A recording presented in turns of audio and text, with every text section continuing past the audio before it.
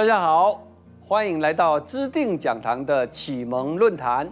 我是信民協會理事長黃清龍。中共近來高調紀念台灣光復，並首次提及統一後將由愛國者治台。多數台灣人對此反應冷淡，卻忽略這背後所潛藏的制度接管方案。香港的經驗正是警鐘。香港正在籌備立法會換屆選舉，卻已有數十名建制派議員宣布不參選，顯示北京正在替換自己人，讓主義的國家隊新血全面接管議會，完成愛國者治港的最後一里路。學者指出，這些退場者多為被逼離場，其目的在於清除仍然保留地方自主意識的舊勢力。現在我們先來回顧北京對港接管的3階段布局。第一階段從2014年至2019年，以統戰、滲透與輿論控制削弱本地自主力量，雖令建制派掌權，卻失去民心，引爆了雨傘運動與反送中。第二階段從2020年至2022年，頒布國安法，廢除自由選舉，設駐港國安公署，這導致反對派瓦解。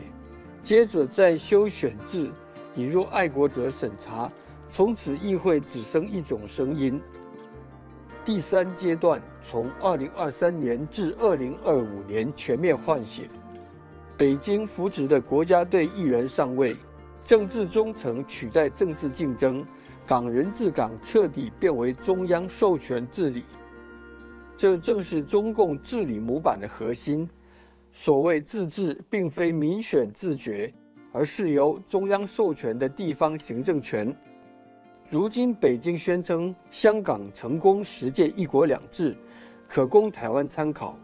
實則台灣已被置於前期的話語重塑與心理戰階段。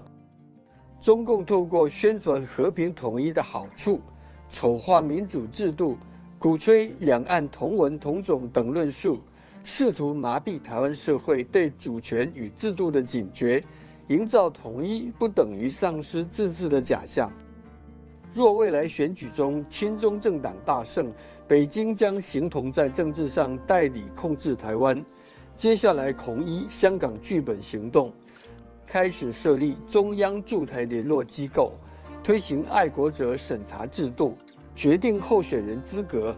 取締被視為分裂的本土政黨，引入功能組別代表，讓民主淪為形式。更可能制定台灣特別行政區，維護國家安全法，建立駐台公安體系，清理教育與媒體中的分裂思潮，推動愛國教育與去本土化課綱。如今香港的處境已證明，愛國者治港等同排除異議者治港，一國兩制更淪為一國主導，兩制虛名。若這套機制被複製到台灣，愛國者治台將意味民主制度被篩選化，言論自由被條件化，選舉成為忠誠測驗，只剩被授權的政治參與。香港的命運是一面鏡子，照見北京口中統一後自治的真實樣貌，也提醒台灣，若放棄主體意識與制度防衛，將重蹈香港覆轍。香港的今天正是台灣可能的明天。不同的是，香港的反抗已來不及，而台灣仍握有選擇的權利。能否以香港為戒，不讓悲劇重演，正考驗這一代台灣人的勇氣與智慧。